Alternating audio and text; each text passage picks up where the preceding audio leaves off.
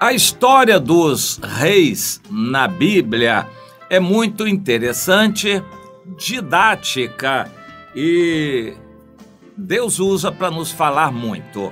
Não há uma análise da parte de Deus para dizer se aquilo estava certo ou se estava errado.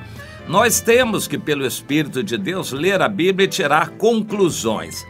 Alguns critérios para que você possa entender os fatos.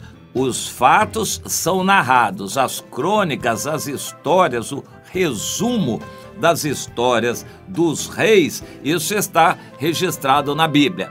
O rei foi bom ou foi mau? Às vezes é dito sobre isto. Um rei bom só fez coisas boas? Não. Significa que na média, na maioria das ações, ele foi um bom rei. Mas não significa que tudo foi bem. Inclusive o povo pode ter ido mal. Um rei foi mau, significa que tudo estava perdido? Nem sempre. Podia ser que houvesse alguma coisa boa. Nós temos que entender isto. Como vamos entender se um reinado foi bom ou foi mau?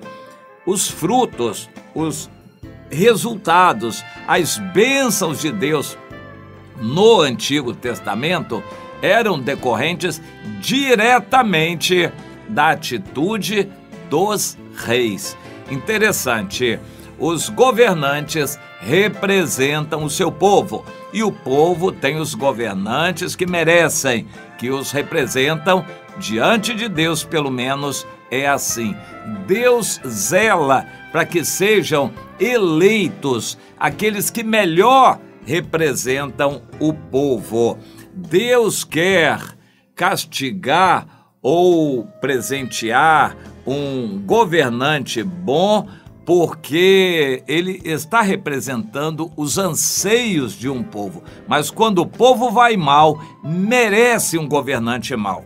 Você entende isso? E Deus não vai colocar um governante bom sobre um povo mau. Se o povo está no pecado e quer o pecado, Deus vai dar um governante, um rei, do jeito que eles querem. Você esteja certo, não vai ser eleito um prefeito maravilhoso num município onde o povo está no pecado e longe de Deus. O Senhor, que dirige a história, não vai deixar que isto aconteça. Mas Deus não é bom?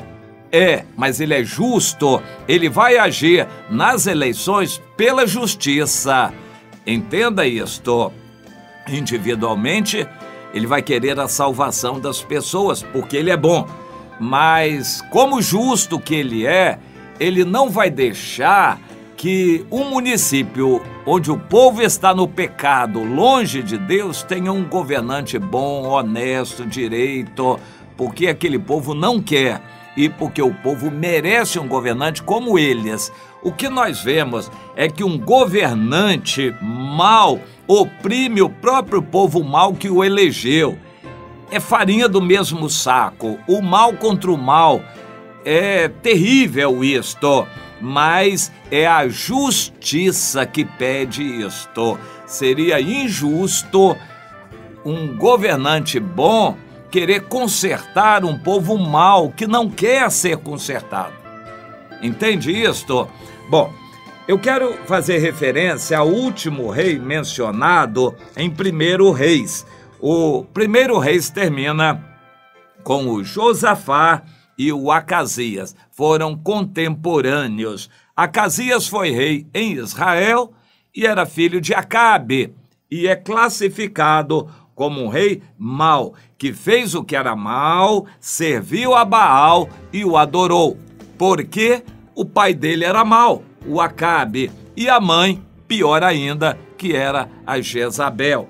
Seria muito difícil um povo que estava no pecado, adorando a Baal, ter um rei bom. O rei bom, Josafá, era lá em Judá, em Jerusalém.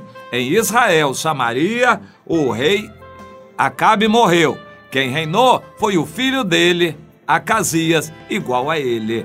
Adorava a Baal, seguiu o caminho da mãe, seguiu o caminho do pai. E Deus deixou aquilo prosseguir para ter as consequências que eles merecessem, como de fato mereceram. Já o rei Josafá é muito interessante. Foi um rei bom, mas fez coisas erradas também. Inclusive, se aliar com o Acabe, o que foi uma quase ruína para ele.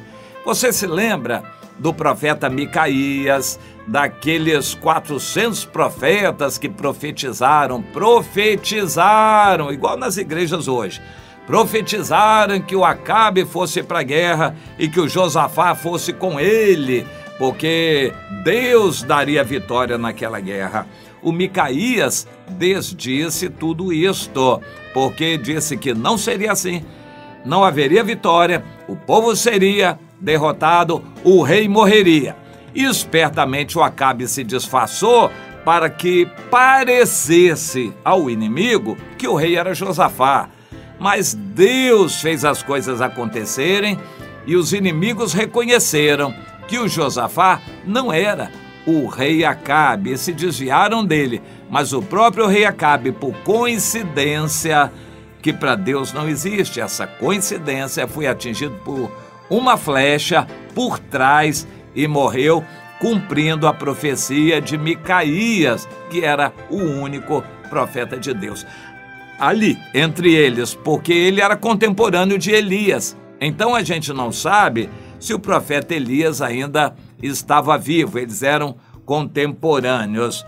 Não se sabe porque Deus não usou nem Elias, nem Eliseu, usou o Micaías. O fato é que a profecia se cumpriu. E o Josafá levou um susto, foi preservado vivo. Ele era um rei poderoso, ele tinha um exército, cerca de 1 milhão de soldados na época. Ele não levou todos para a guerra, mas ainda assim foi derrotado. Mas ele não aprendeu, porque de novo ele se aliou com o Acasias, que era um rei mau, para fazer um empreendimento comercial. Preste atenção, sociedade da luz com as trevas só dá em problema. Não é para ser feita. Cuidado, meu irmão. Sociedade da luz com as trevas, nunca.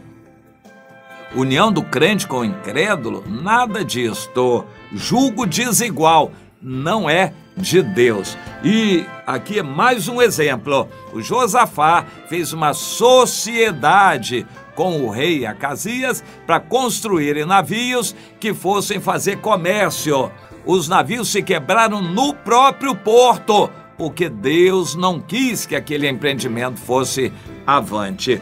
O Josafá, por fim, depois de tudo, depois de levar muito na cabeça, entendeu. Minha irmã, se você está apanhando muito, levando na cabeça, sofrendo más consequências de seus atos, aprenda enquanto é tempo. Entenda o que Deus está fazendo e quer dizer para você.